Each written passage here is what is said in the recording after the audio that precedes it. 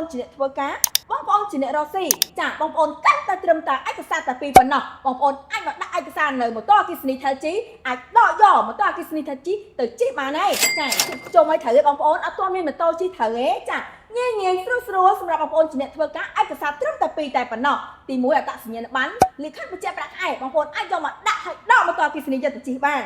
ជាមួយបងប្អូនជាអ្នករកស៊ីចាមិនថាបងប្អូនលក់ដូរតាមតយ៉ាផ្ទះចាឬក៏លក់តាមចិញ្ចើមផ្លូវតូចតាចប៉ុណ្ណាទេចាបងប្អូនមានចំណូលត្រឹមតែមួយខែ